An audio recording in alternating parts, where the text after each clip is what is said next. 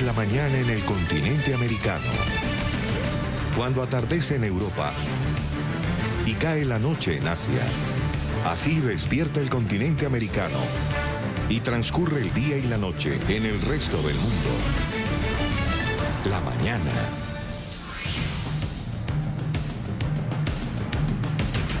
Lo que el viento se llevó deja un saldo trágico. 8 personas han muerto, incluidas 2 niños. Fallecieron este fin de semana en Texas y en Mississippi como consecuencia del paso de una decena de tornados que ocasionaron inundaciones, daños materiales y apagones en decenas de miles de hogares del sur de Estados Unidos.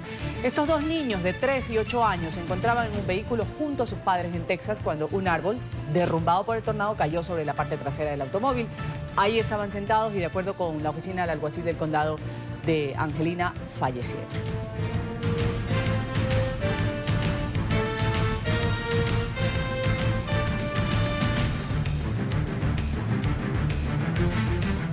Buen día para todos. 15 de abril del 2019, el inicio de la Semana Santa para la comunidad católica. Bienvenidos todos a la mañana de NTN 24 con la información internacional del momento. Vamos a personas han fallecido, decenas de heridos.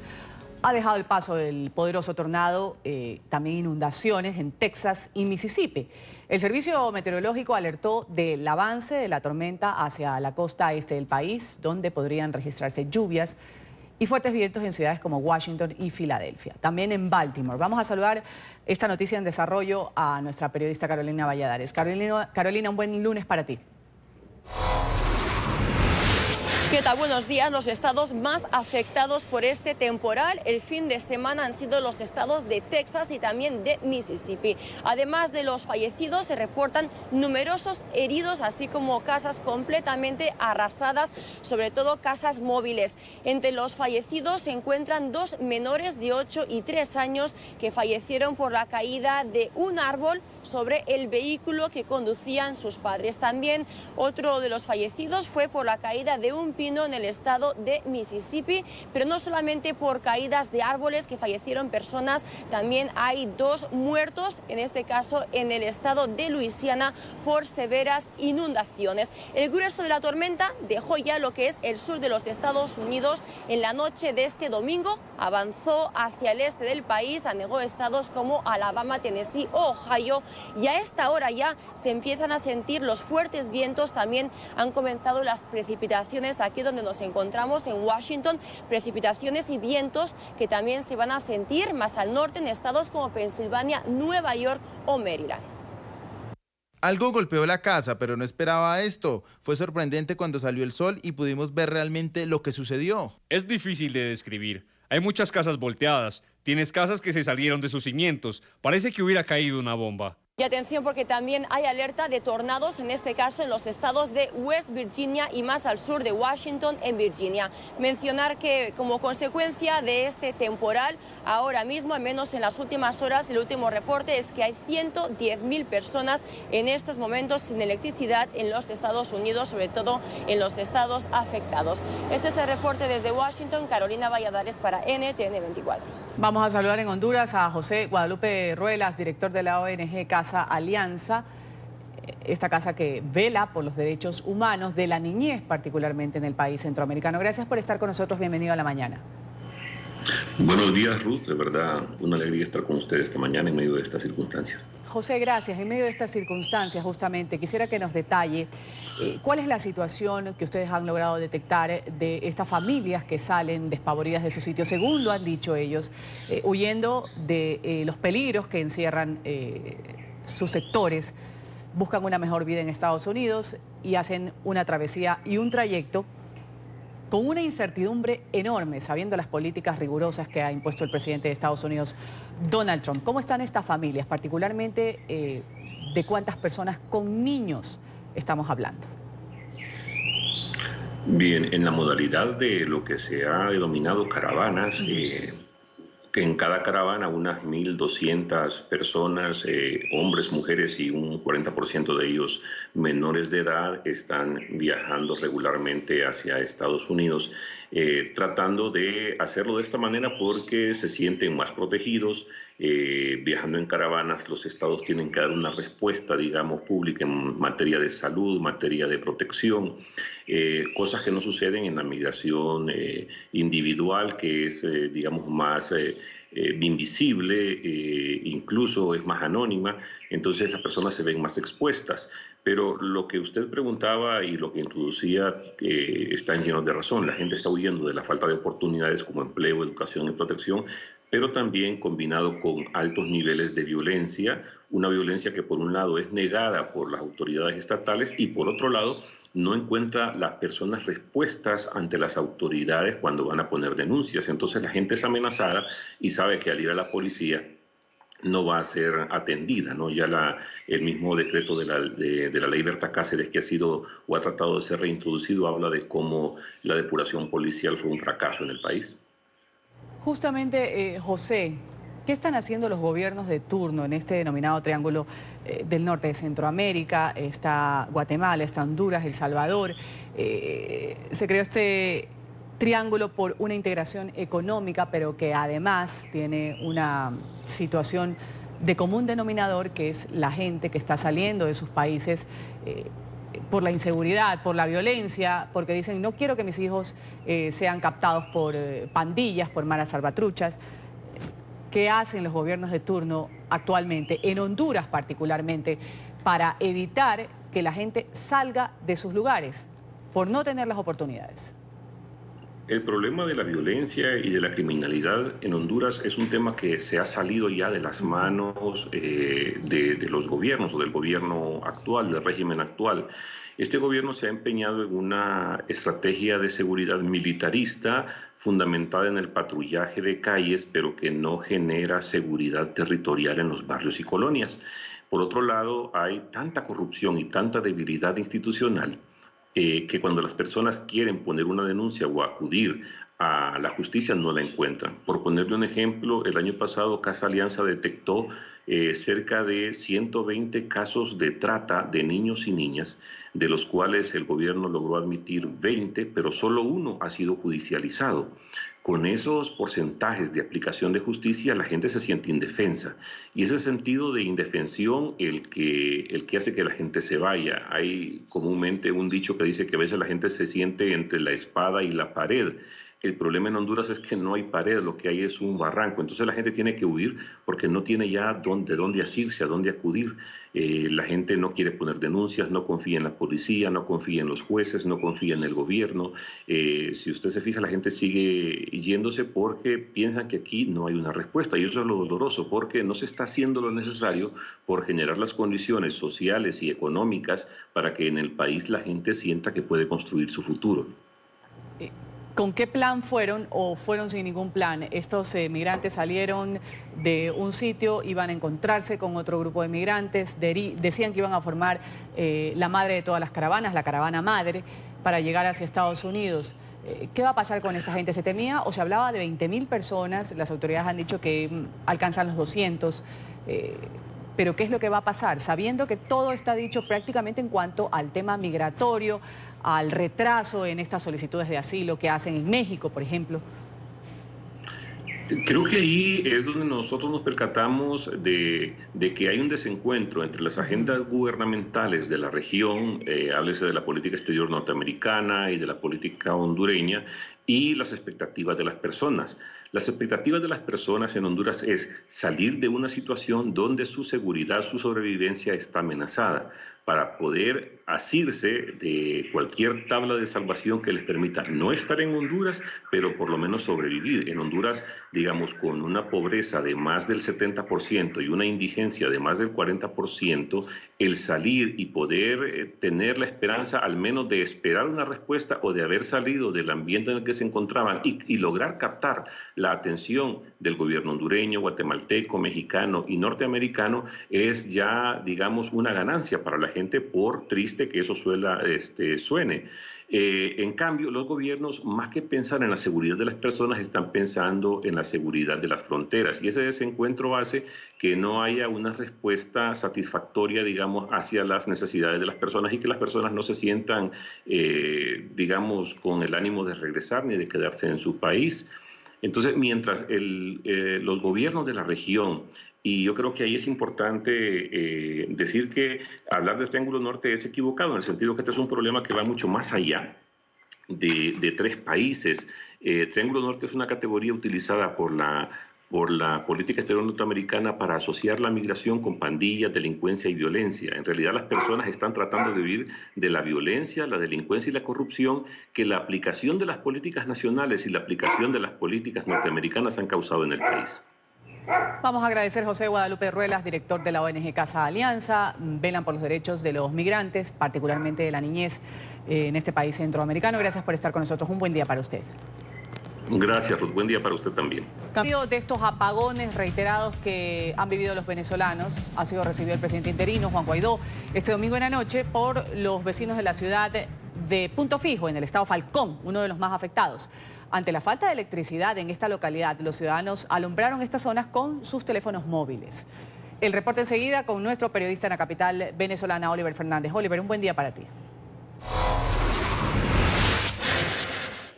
Un buen día para ti, Ruth. Un placer saludarte desde la capital venezolana. Así es, contra todo pronóstico. Así fue la visita que realizó el presidente interino de Venezuela, Juan Guaidó, durante este fin de semana en algunos estados del occidente del país, sobre todo en el estado Zulia, uno de los más golpeados por la crisis eléctrica. Hay sectores, Ruth, donde la luz pudiera irse hasta por 72 horas.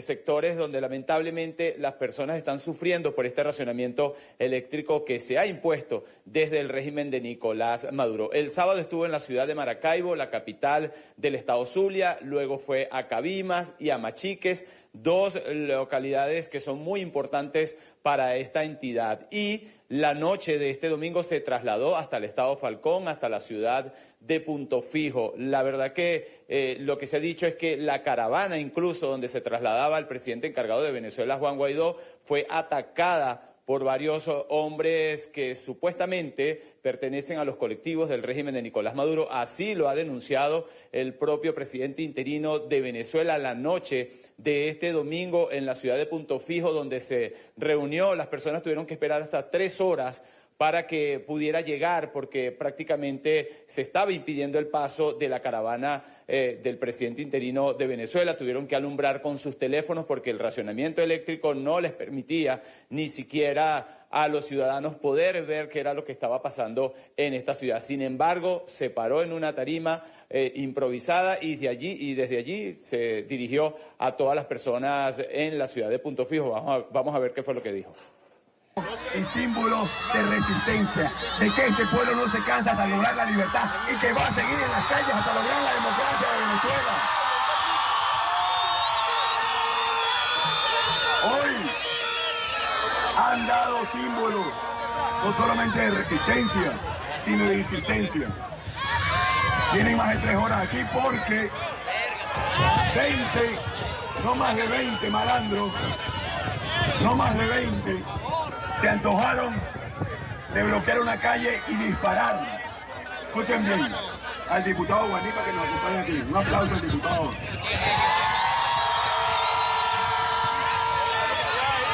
Pero no contaban, no cuentan o no creían en la gallardía de todo un pueblo. En Punto Fijo, en Falcón, y aquí está en las calles y se mantuvo.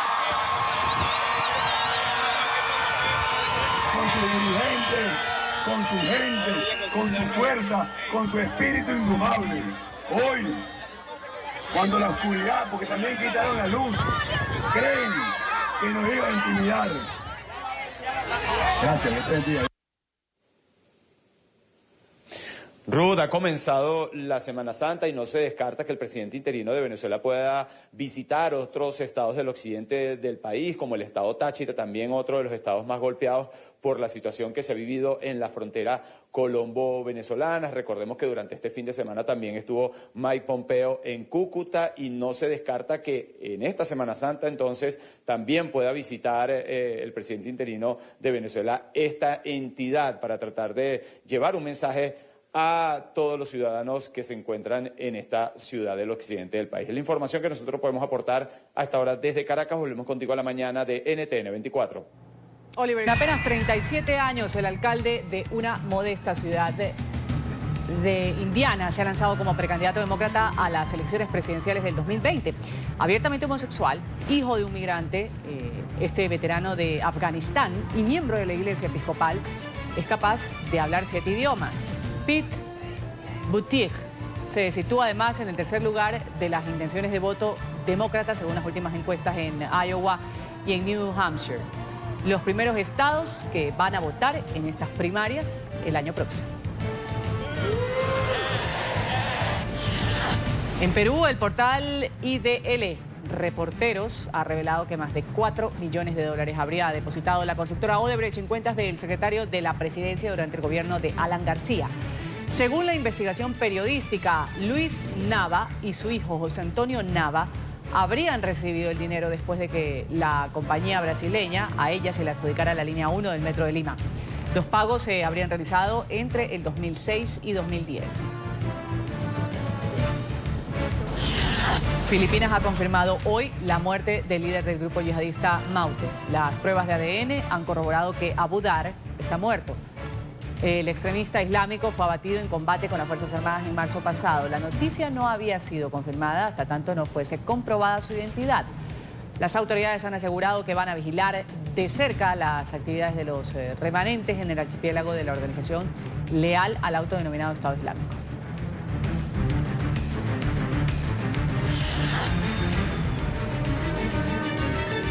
Hoy se conmemora en Reino Unido los 30 años de la tragedia de Hillsborough. 96 personas perdieron la vida el 15 de abril del 89 durante el partido de la semifinal de la Copa de Inglaterra entre Liverpool y Nottingham Forest. Murieron aplastadas contra las vallas del estadio a causa de una avalancha humana. El sobrecupo en las gradas y el mal estado del edificio ocasionaron esta tragedia. El presidente de Israel inicia consultas con representantes de los partidos políticos que obtuvieron escaños en el Parlamento para designar al candidato a primer ministro tras las elecciones del 9 de abril. La primera reunión la celebró con representantes del Likud, quienes han propuesto que el candidato sea su líder, Benjamin Netanyahu. Su movimiento político fue ampliamente respaldado en las urnas. Las reuniones van a seguir hasta mañana. Los ciudadanos de Corea del Norte han celebrado los 107 años del nacimiento del fundador del régimen de Pyongyang, Kim Il-sung. Han ofrecido un tributo floral frente a su monumento situado al lado del también fallecido líder Kim Jong-il, en la colina Mansu, en la capital de Corea del Norte. El 15 de abril es conocido como el Día del Sol, la fiesta más grande del año en la nación asiática. Hablamos de lo que el viento se llevó, que ha dejado un saldo muy trágico. 8 personas muertas, incluidas 2 niños, fallecieron este fin de semana en Texas y en Mississippi como consecuencia del paso de una decena de tornados que ocasionaron inundaciones, daños materiales y apagones en decenas de miles de hogares en el sur de Estados Unidos. Estos 2 niños de 3 y 8 años de edad se encontraban en un vehículo junto a sus padres en Texas. Un árbol derrumbado por el tornado cayó sobre la parte trasera de su automóvil, donde estaban ellos sentados, esto de acuerdo a la oficina del alguacil de la ciudad. Noticias de la Casa Blanca dicen que están estudiando cómo implementar la idea del presidente Donald Trump de concentrar a los indocumentados en las llamadas ciudades santuario. Esto después de 2 años de criticar duramente a las jurisdicciones santuario, más de 200 territorios de Estados Unidos que se niegan a colaborar con el gobierno federal para deportar a los indocumentados. Bueno, Trump ha sorprendido con una idea que reforzaría la presencia de inmigrantes en estas zonas. Los críticos del republicano aseguran que se trata de una maniobra electoral que busca que dichas localidades se vean sumidas en el caos. Hay mucha frustración en los migrantes centroamericanos que esperan las visas del gobierno de México para poder atravesar el país y así llegar hasta la frontera con Estados Unidos después de varias semanas aguardando el visado. Denuncian trabas de funcionarios mexicanos para asignarles los permisos temporales que les permita llegar a su destino final. La administración Trump ha amenazado con cerrar los cruces fronterizos con México si este país no hace nada por detener a los migrantes. Autoridades en México han encontrado 39 cuerpos en 20 fosas clandestinas. En el estado norteño de Sonora han sido hallados estos 27 y en Jalisco, en el occidente, aparecen 12. Según los fiscales, la mayoría de los restos mortales estaban en avanzado estado de descomposición, por lo que en algunos casos su sexo no ha podido ser determinado.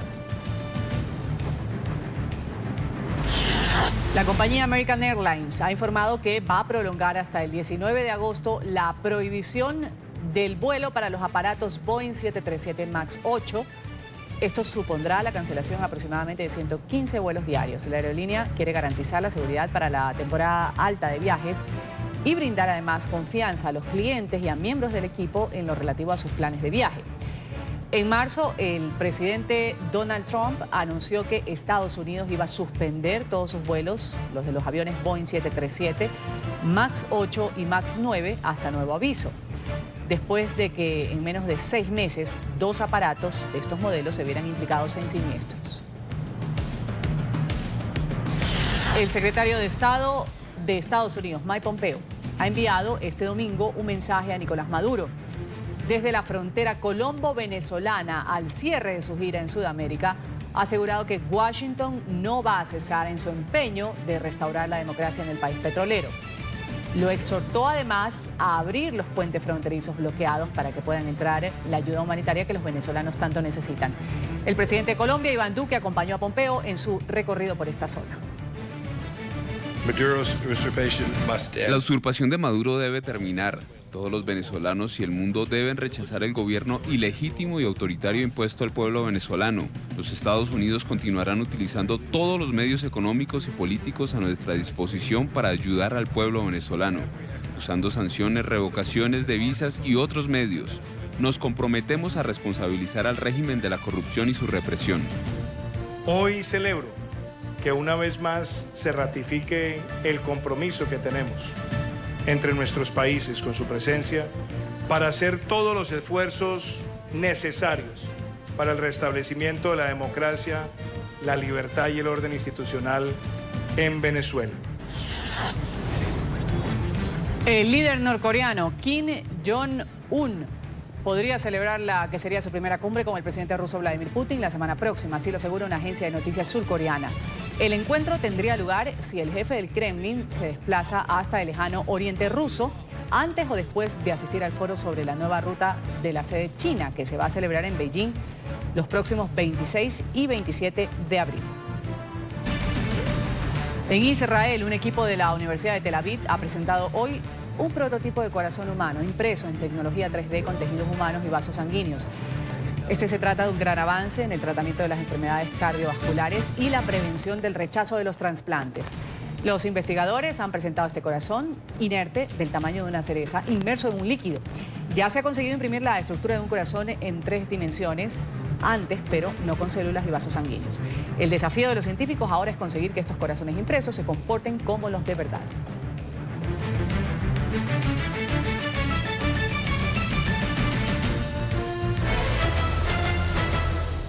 9 de la mañana en Colombia, la Capilla Sixtina llega a la capital, a Bogotá. Por primera vez en Latinoamérica, 34 réplicas de la magistral obra de Miguel Ángel se exponen en el Teatro ABC en Bogotá.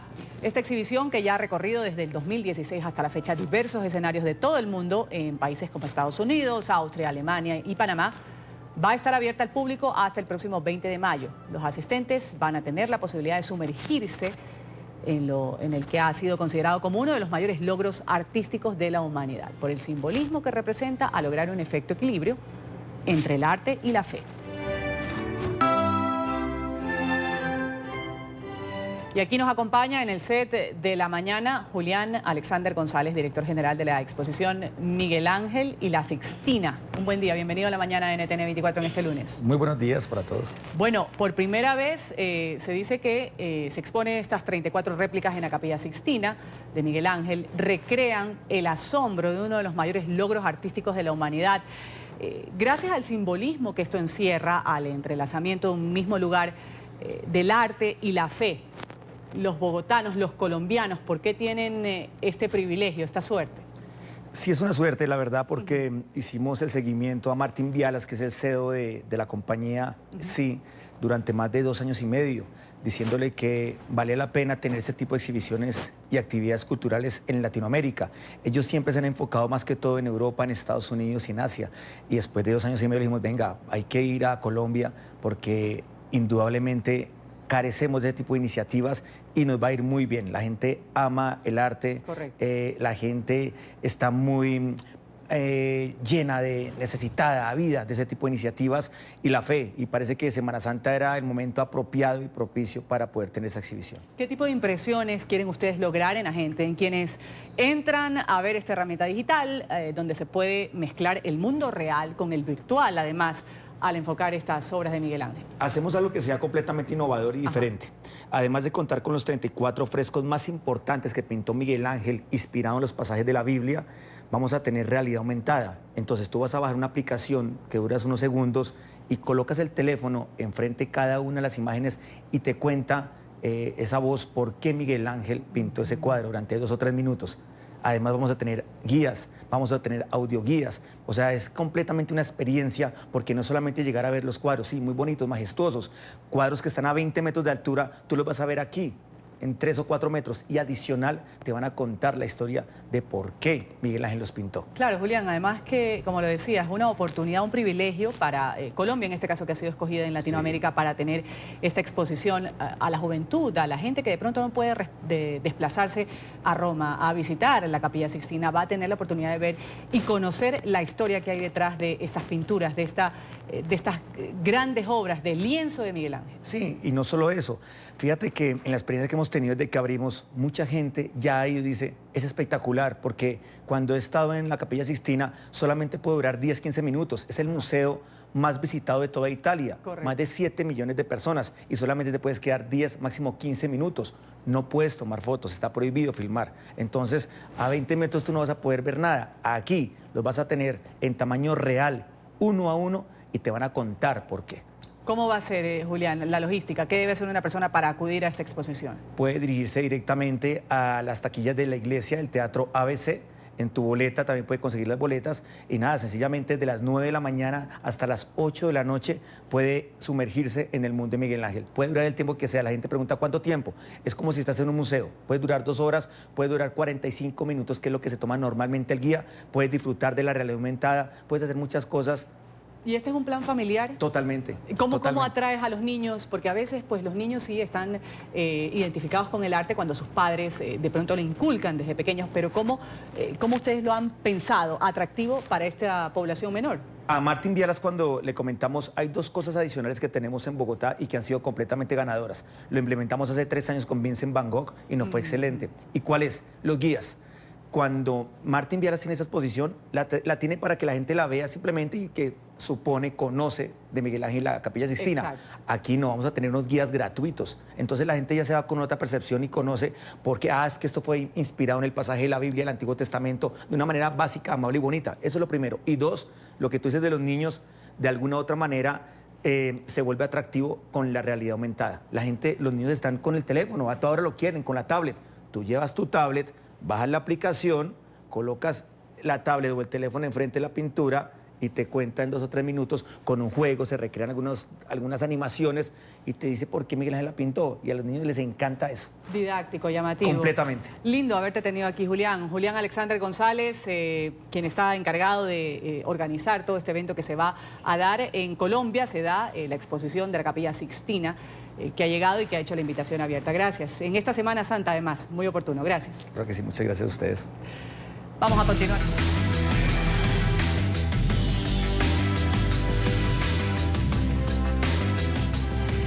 Y decía que íbamos a continuar con más del programa en España, donde particularmente se ha conocido que han detenido a un grupo de personas vinculadas al ELN.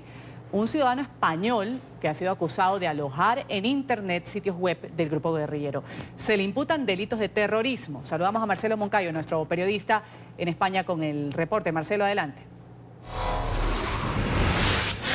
Hola, ¿qué tal? Un saludo para ustedes en la mañana. Así es, amigos televidentes, fue un operativo que se realizó en Madrid en las últimas horas. Gracias a esta acción, la Policía Nacional desarticuló la principal estructura de comunicación del Ejército de Liberación Nacional.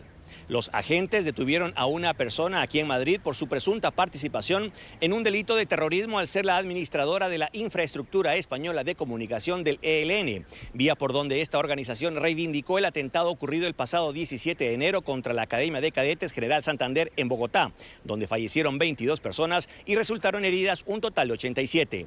La investigación desarrollada por los agentes de la Policía Nacional permitió constatar que el servidor de la asociación administrada por el detenido no solo alojaba la web oficial del ELN, sino que además hospedaba otras páginas que eran utilizadas para labores de propaganda y comunicación oficial de este grupo armado. Se trataba la detención de una persona por su presunta participación en actividad terrorista, y la investigación comienza cuando, en el momento que se reivindica por parte de la organización terrorista en su web oficial, alojada en los servidores de una asociación española, el atentado por primera vez ocurrido el pasado 17 de enero contra la Academia de Cadetes General Santander en Bogotá.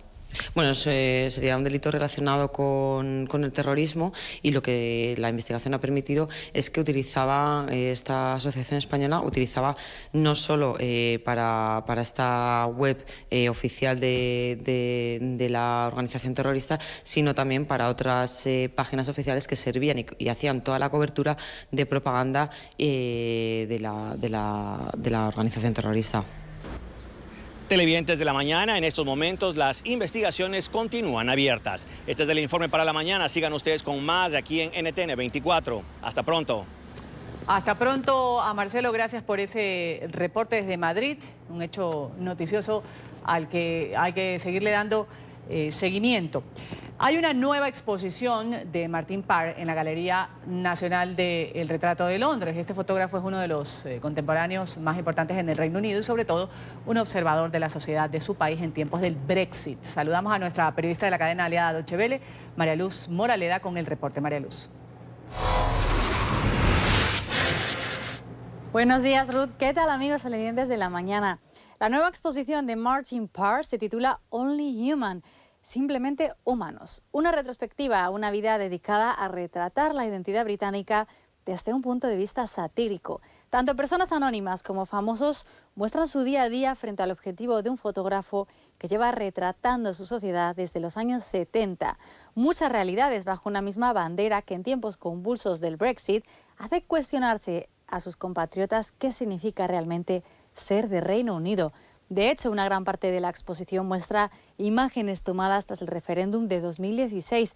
Desde entonces, Parr visitó lugares en los que vivían muchos partidarios de la salida de Reino Unido de la Unión Europea. Por tanto, esta exposición es también un intento de retratar el patriotismo en escenas de lo más cotidianas. El objetivo de Parr es hacernos sonreír primero con sus imágenes para que acabemos reflexionando después.